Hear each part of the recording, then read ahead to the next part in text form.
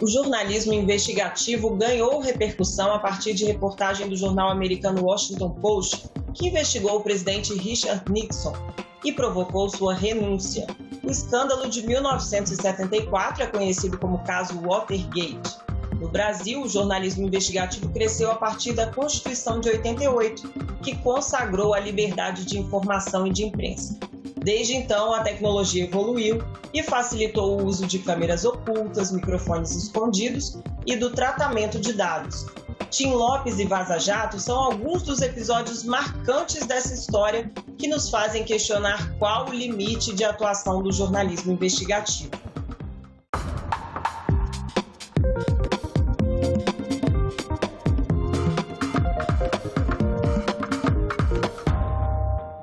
Nós conversamos com o jornalista e professor de ética jornalística Mauri Koenig e com o professor de jornalismo da Universidade Federal de Santa Catarina, Francisco José Caram.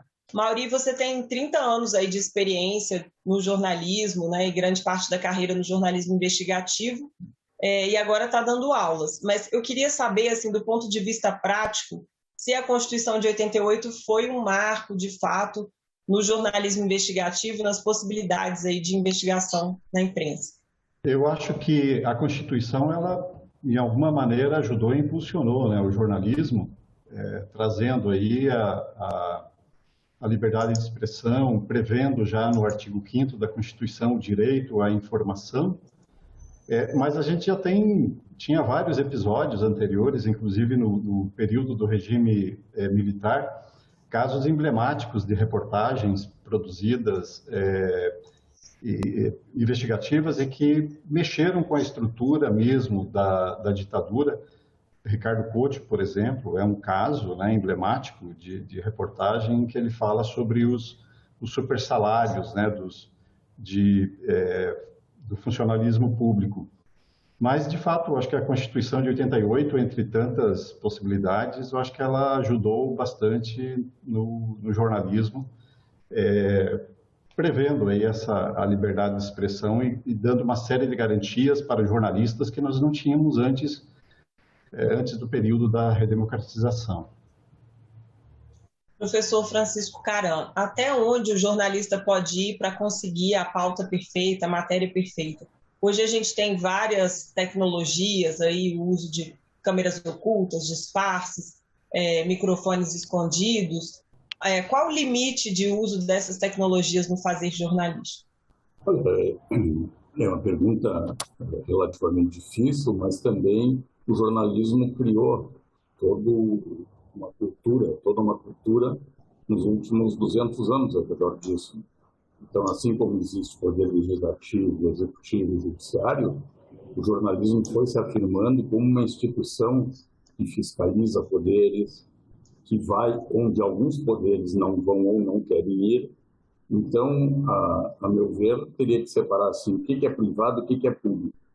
Nem tudo o que ocorre naquilo que seria esfera privada ou íntima é apenas íntimo ou privado.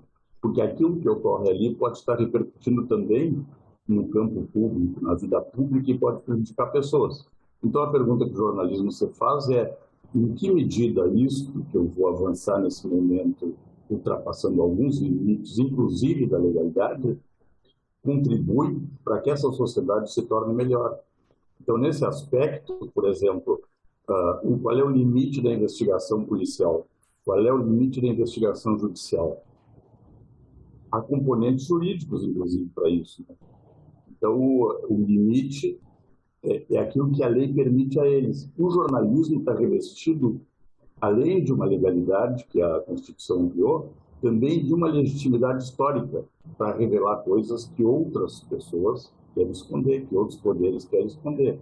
Um exemplo típico disso é o episódio do WikiLeaks, com Julian Assange. Quer dizer, ele revelou, por meio de algo que o Estado considerava secreto, grandes prejuízos à sociedade no campo público. Então, o que ele fez foi um benefício público à sociedade e à humanidade ao revelar crimes de Estado.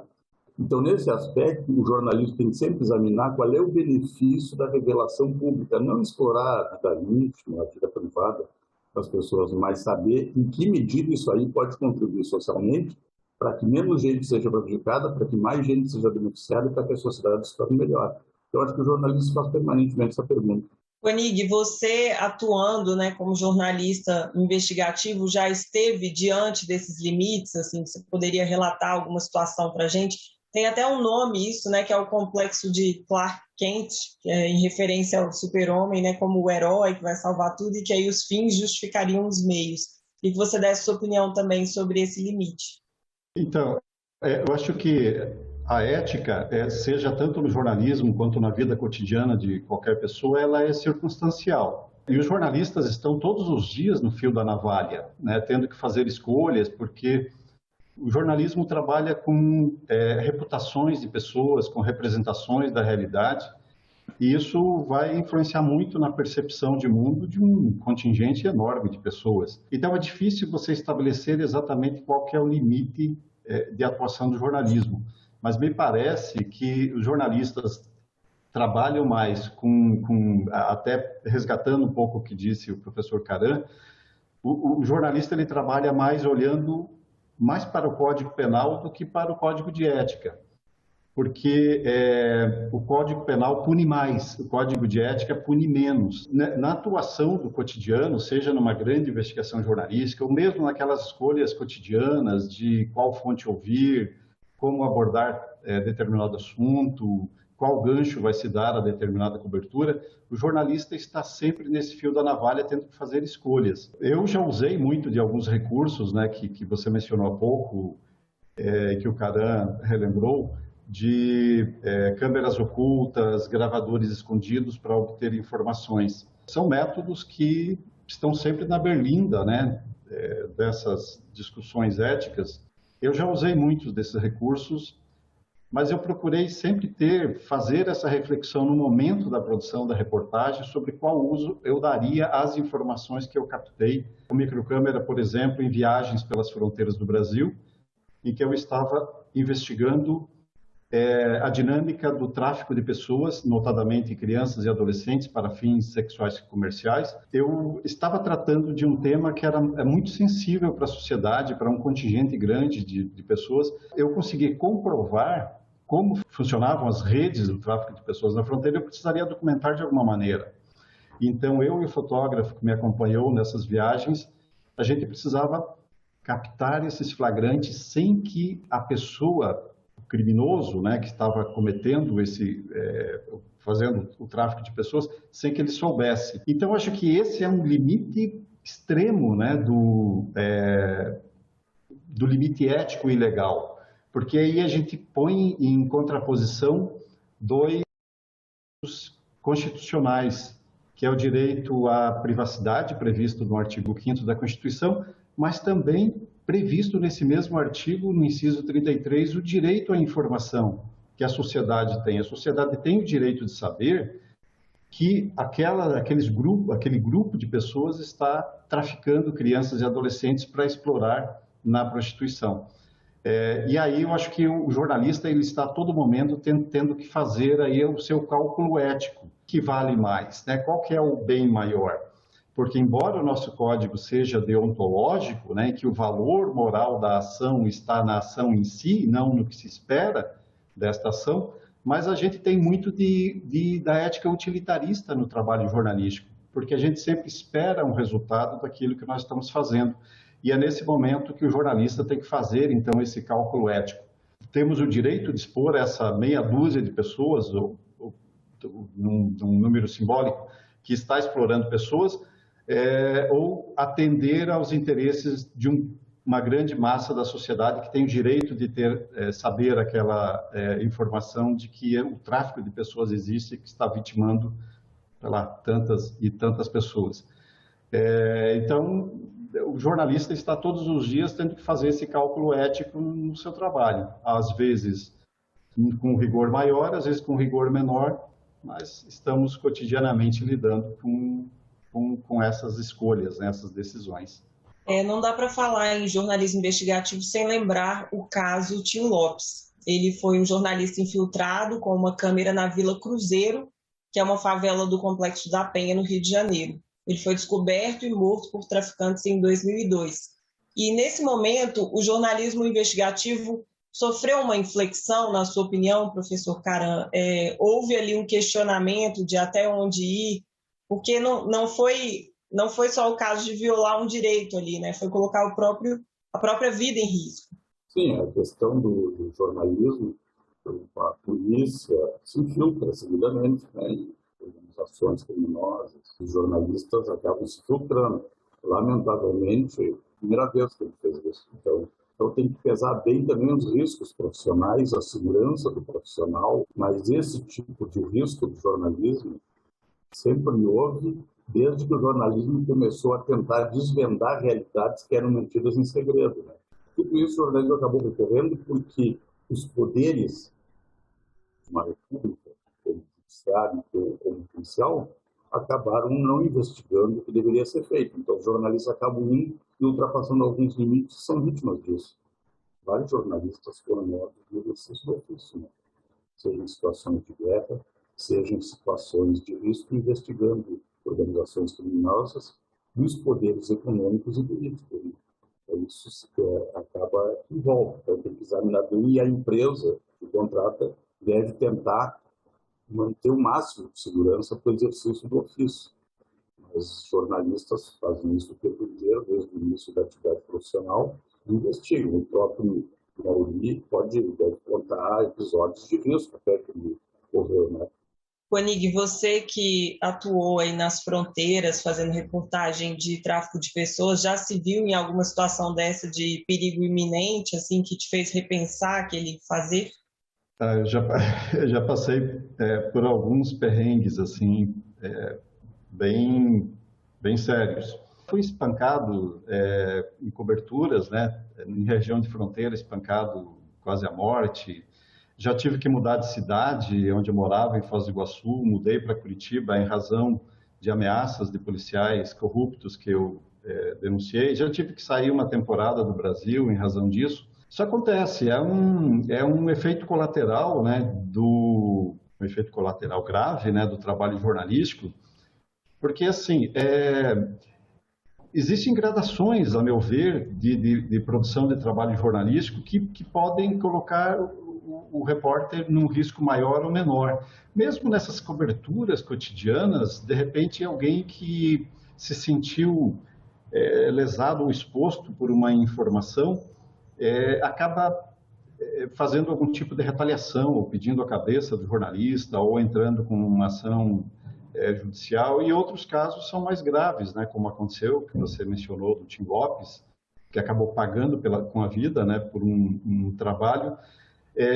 mas talvez pela intrepidez de muitos jornalistas que a gente, de fato, consegue descobrir coisas que não descobriríamos de outra maneira, porque nem sempre as instâncias públicas, a exemplo de Polícia Federal e as polícias judiciárias em geral, né, civil e federal, ou o Ministério Público, o Estadual Federal, o Tribunal de Contas, tem braço suficiente para encontrar ou investigar tantos malfeitos, né, na administração pública. E aí entra o jornalismo e alguns jornalistas que acabam se expondo um pouco mais em risco, porque eles medem, alguns medem mais, outros menos, o risco a que estão expostos, mas todos imagino que têm como norte, como guião para essas decisões, essas investigações, o interesse público. Tim Lopes, por exemplo, quando ele foi para os morros no Rio de Janeiro para investigar a exploração sexual de adolescentes nos bailes funk,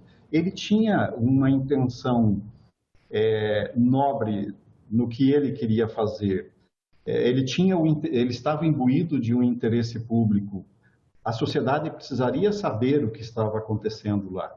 O jornalismo mundial está coalhado de exemplos, né, de jornalistas que acabaram se expondo demasiadamente a fim de atender ao interesse público.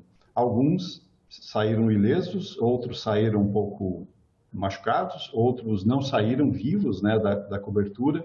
Como lembrou o professor Caram há pouco, as empresas de comunicação precisam dar uma guarida a esses esses jornalistas, esses repórteres, porque eles produzem um bem para a sociedade que talvez nós não tivéssemos, não fosse a intrepidez desses profissionais para desmascarar empresários corruptos, políticos corruptos, policiais corruptos.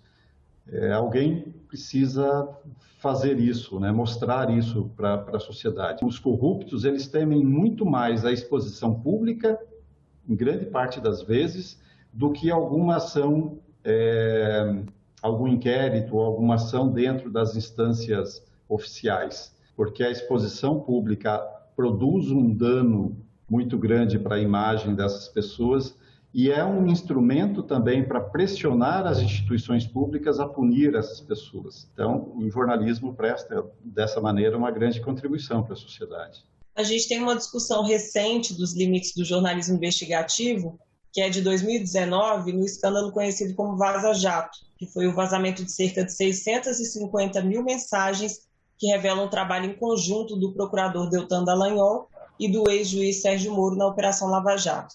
As informações vêm de fonte anônima, mas foram primeiramente divulgadas pelo site The Intercept, que alegou o sigilo da fonte para não mencionar, não revelar a origem dos dados. E a gente viu esse tema ser discutido nos editoriais dos jornais. Houve críticas não apenas quanto ao teor das mensagens, mas também quanto à forma que o material foi obtido. E aí, nesse conflito de direito à privacidade e interesse público, qual dos dois se sobrepõe, professor Caram? Interesse público. E por que interesse público se sobrepõe? Porque o prejuízo causado pela Operação Lava Jato para os interesses particulares do ex-juiz Sérgio Moro, em conluio com os procuradores, mostrou muito tudo que estava por trás dos bastidores. Então, o Intercept fez um trabalho extraordinário de investigação jornalística e esse vazamento ajudou muito mais a esclarecer as tramas intestinas do poder oculto do que a revelação. E a revelação foi muito importante para mostrar toda essa trama que houve, Então, eu parabenizo mais uma vez o pessoal do Intercept pelo extraordinário trabalho que uma grande parte da mídia, das corporações, da grande mídia, não deu a devida relevância e continua insistindo a um erro processual, a falta de provas, a conluio, há uma série de coisas entre procuradores da Lava Jato e um juiz que deveria apenas julgar, mas que se envolveu em várias etapas do processo. Então, essa questão é muito séria para o jornalismo e a grande mídia das corporações deveria ir mais além disso, deveria dar mais relevância. Então, eu não tenho nenhuma dúvida, o prejuízo que foi causado ao Brasil em função da Lava Jato foi muito maior do que os eventuais ganhos. Foi muito grande o prejuízo econômico para as empresas brasileiras, foi muito grande o número de provas forjadas, de delações combinadas, de uma série de coisas. Então, o interesse público se sobrepõe. Uma pena que o jornalismo da grande mídia não investigou como deveria investigar, e o Intercept fez o trabalho jornalístico. Então, são jornalistas que ali trabalham, e fizeram o trabalho que tem que ser. Então, o interesse público, do ponto de vista da modernidade, dos poderes da República, ele se sobrepõe, porque o que é feito, não é porque tem uma coisa que a pessoa diz isso aqui é privado, isso aqui tem que ser um caminho de confidencial, que deve ser confidencial ou deve ser privado. Se isso aí se reflete na vida pública e causa grande prejuízo à nação, isso aí tem que vir à tona. Koenig, você é colaborador do Intercept, eu não sei até que ponto você pode comentar esse caso, mas o que esteve no centro dessa discussão foi se essa fonte anônima realmente existiria e teria vazado essas informações, ou se o Intercept participou da obtenção dessa informação, do vazamento dessas mensagens. Esse vazamento tenha sido feito pelo Intercept? Eu sou apenas um colaborador, eu não tenho um vínculo empregatício com o Intercept, mas eu fico absolutamente tranquilo para falar sobre esse assunto, porque eu acho que a cobertura da Vaza Jato foi a grande cobertura da década, possivelmente, no Brasil. Como o professor Caram falou, a cobertura do Intercept desmascarou muita gente E não só isso, mostrou como, ao longo de 5 anos, pelo menos, a imprensa, a grande imprensa brasileira, canais de TV, jornais impressos, portais de notícias, foram reféns da Lava Jato. Ficou muito patente nessa cobertura como não havia criticidade nenhuma no papel dos jornalistas e do jornalismo, por extensão, na cobertura dos assuntos da Lava Jato. O Intercept, inclusive, teve um livro publicado, a questão de um ano, mais ou menos, pela jornalista Letícia Duarte, em que resgata isso e traz outras reportagens dentro desse livro e que mostra isso de uma forma muito patente, como a Lava Jato ela manipulou a grande imprensa brasileira para os procuradores, né, e o juiz da Lava Jato, como eles manipularam a imprensa para tornar público apenas o que era de interesse dos investigadores. Então, até onde eu saiba, e não há nada que prove que, de fato, o Intercept teve um papel decisivo para grampear as conversas dos procuradores e do juiz Sérgio Moro. O jornalismo ele trabalha com fontes de informação. O jornalista ele não é onisciente, não é onipresente, não é onipotente. Ele depende das suas fontes de informação para produzir o seu trabalho. Claro, o jornalista ele tem que ter ressalvas quanto a determinadas fontes de informação, mas não é porque uma fonte obteve de uma maneira questionável uma informação ou que a fonte seja um corrupto declarado que ele vai deixar de ser uma fonte importante para o jornalismo. O que pesa mais para o jornalismo, nesse caso, a meu ver, é o valor da informação muito mais do que o perfil da fonte de informação. Muitos corruptos, políticos corruptos, né, comprovadamente corruptos, que são fontes de informação do jornalismo, cabe ao jornalista pesar o que é mais, se aquela informação é relevante e é de interesse público. Então, em síntese, até onde eu sei, não existe nenhuma comprovação de que o Intercept realmente tenha sido protagonista, né, do vazamento a quebra do sigilo, né, dos procuradores e do juiz Sérgio Moro. Ele recebeu essas informações, avaliou, julgou que é relevante para a sociedade, como de fato mostrou-se relevante, para entender quais são os meandros, né, do judiciário brasileiro, mostrou como, por exemplo, se o Poder Judiciário, em suas diferentes instâncias, com suas diferentes entidades, é capaz de atuar dessa maneira contra um ex-presidente da República, o que não seria capaz, então, contra nós, cidadãos comuns. A Abrage apoiou o Intercept, emitiu nota, né, apoiando também o sigilo da fonte. No caso da Lava Jato, também houve o contrário, instituições que usaram a imprensa para garantir a continuidade de investigações, com vazamento de grampos, documentos. As autoridades podem usar dessa estratégia e quando o jornalista pode ou não publicar, professor Carão? O jornalismo sempre vai avaliar qual é a relevância da informação. Ele se baseia nas fontes, se baseia em documentos, apura, trabalha com contradições e, em geral, fontes e documentos são um passo inicial para seguir adiante na investigação, né? Então, o jornalismo investigativo, que se diferencia um pouco de planos de investigação de fontes, vai além, vai apurando, confrontando e vai revelando, de acordo com os seus critérios de interesse público, de relevância social, e aí toda informação que julgar jornalisticamente publicável, relevante para a sociedade, deve publicar, né? Mas me parece que o jornalismo, assim, seu critério jornalístico, ele não vem de agora. Ele está formado a partir dos últimos 200, 250 anos, seja de fontes oficiais, seja de autoridades, seja de documentos que chegam a ele, e a partir daí ele escolhe, né? Então, ele tem as suas escolhas técnicas, as escolhas éticas, as escolhas estéticas, e o interesse público é o que está no horizonte da legitimidade profissional. Infelizmente, o nosso tempo já acabou, né? É um assunto que rende bastante debate, eu até gostaria de fazer outras perguntas, mas a gente não tem mais tempo. Esse foi mais um episódio do TV Senado 25 anos. Nesta série, nós tratamos de temas relacionados à comunicação, como fake news, liberdade de imprensa, comunicação pública e regulação. Para assistir outros programas, acesse o nosso site. O endereço é senado.leg.br/TV ou o canal da TV Senado no YouTube. Obrigada pela audiência e até a próxima.